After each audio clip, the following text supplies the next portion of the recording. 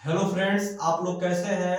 उम्मीद करते हैं कि आप लोग अच्छे होंगे, स्वस्थ होंगे और बेहतरीन तरीके से पढ़ाई भी करते होंगे। दोस्तों, आज के इस वीडियो में हम क्लास 10th का एक मोस्ट इम्पोर्टेंट क्वेश्चन करने वाले हैं, जो कि ये मैथ का है। दोस्तों, बता दें कि ये हर साल बोर्ड एग्जाम में पूछता है। आप कोई भी प्रीवियस ईयर मॉडल पेपर उठाइए, देखिए तो हर साल ये क्वेश्चन पूछा रहता है। ये क्वेश्चन क्या है, पढ़ लेते हैं। तो लिखा है, सिद्ध कीजिए कि कर्णी 3 एक अपरिमेय संख्या है। कभी कभी क्या करता है दोस्तों कि कर्णी 3 के जगह कर्णी 5 दे देता है, कर्णी 7 दे देता है, ऐसे करके, लेकिन पूछता जरूर है। तो आइए देख लेते हैं कैसे इसको सॉल्व करेंगे। कई सारे बच्चे इसको सॉल्व मतलब नहीं कर पाते हैं, इसलिए आज की इस वीडियो में हम लोग इसको सॉल्व करेंगे।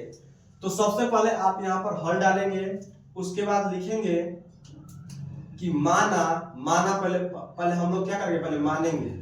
माना माना कर्णी 3 एक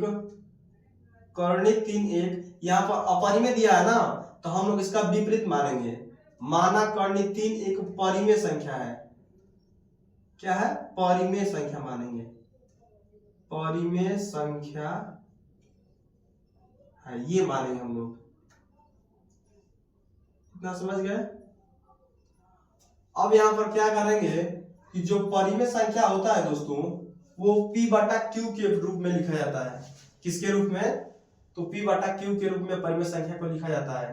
तो P बटा Q के रूप में हमको मतलब यहाँ पर परिमेय संख्या को लिख देते हैं। लिखते हैं यहाँ पर P बटा Q बराबर अंडर रूट में 3। जहां लिख देना, जहां Q नॉट इक्वल 0, यानी कि जो Q होगा वह 0 के बराबर नहीं होगा। इतना आप लोग जरूर लिखिएगा। इसके बाद करेंगे हम लोग, इसके बाद लिखेंगे दोनों पक्षों का, ये एक पक्ष हो गया ये और ये एक पक्ष, लिखेंगे दोनों पक्षों का क्या करने पर, वर्ग करने पर। दोनों पक्षों का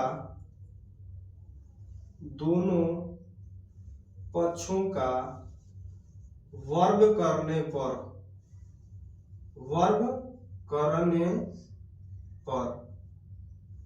वर्ग का मतलब होता है दोनों का स्क्वायर करने पर।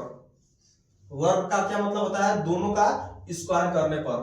आइए कर लेते हैं। लिखते हैं P बटा में Q का होल स्क्वायर बराबर कर्णी 3 का होल स्क्वायर। ये हम लोग का करने के लिए बोला है, दोनों पक्षों का। इसको करेंगे तो ये हो जाएगा P स्क्वायर Q स्क्वायर बराबर, ये कर्णी 3 दिया है। कर्णी 3 का स्क्वायर जब होता है तो 3 होता है। कैसे होता है यहाँ पर समझ लीजिए। जैसे मान लीजिए यहाँ पर कर्णी 3 और गुणा कर्णी 3 दिया है, तो जब ये गुणा होगा सेम संख्या में, तो ये अंडर रूट क्या होते हैं, हट जाते हैं, खत्म हो जाते हैं। लेकिन वही मान लीजिए कर्णी 3 गुणा कर्णी 2 रहेगा, जब इसका अलग अलग संख्या, जैसे यहाँ पर 3 दिया और यहाँ पर क्या दिया है, 2 दिया है, दोनों अलग अलग संख्या है, तो जब इसका गुणा होगा तो ये अंडर रूट में आ जाएंगे। कर्णी 3 गुणे 2 का क्या हो जाएगा, अंडर रूट 6 हो जाएगा। लेकिन वही मान लीजिए फिर यहाँ पर अंडर रूट 5 और अंडर रूट 5 दिया है, इसका गुणा होगा तो क्या हो जाएगा, क्योंकि दोनों सेम संख्या है, तो ये अंडर रूट क्या हो जाएगा, खत्म हो जाएगा और यहाँ पर 5 हो जाएगा। यानी सेम संख्या रहेगा तो अंडर रूट हट जाएगा, अगर सेम संख्या नहीं रहेगा तो अंडर रूट का करके गुणा का वही मतलब जो आएगा वही उसी को लिख देंगे। तो ये सेम संख्या था, क्योंकि 2 बार है तो 2 बार लिखना जरूरी है। तो 2 स्क्वायर से स्क्वायर क्या हो गया, अंडर रूट कट गया, तो इसलिए कर्णी 3 का वर्ग 3 हो गया। इतना समझ में आ गया ना। अब आगे देखो, लिखेंगे P स्क्वायर बटा में ये जो Q स्क्वायर है, इसको 2 बार लिखते हैं, Q गुणे Q बराबर 3। ये हो गया। अब यहां पर करते हैं, देखिए यहाँ पर जो P स्क्वायर है, इसको लिख देते हैं P स्क्वायर बटा में ये 2 क्यूब है ना, इसमें से एक क्यूब को लिखते हैं बराबर, बराबर के बाद क्या है, 3। अब यहाँ पर देखिए ये जो क्यू है ये क्या है, भाग में है। भाग अगर हम बराबर के उस पार भेजते हैं तो क्या हो जाएगा, गुणा में चला जाएगा। क्या हो जाएगा, गुणा में, तो यहाँ पर क्यू गुणा में आ गया।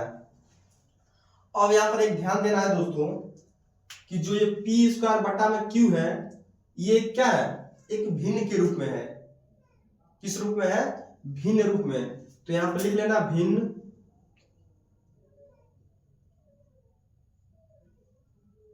बराबर, अब यहाँ पर देखो ये जो 3 है यह एक अभाज्य संख्या भी है और पूर्णांक भी है, और ये जो q है यह भी क्या है, एक पूर्णांक है। जब पूर्णांक में पूर्णांक का गुणा होगा तो पूर्णांक होता है, यहाँ पर लिख लेना पूर्णांक।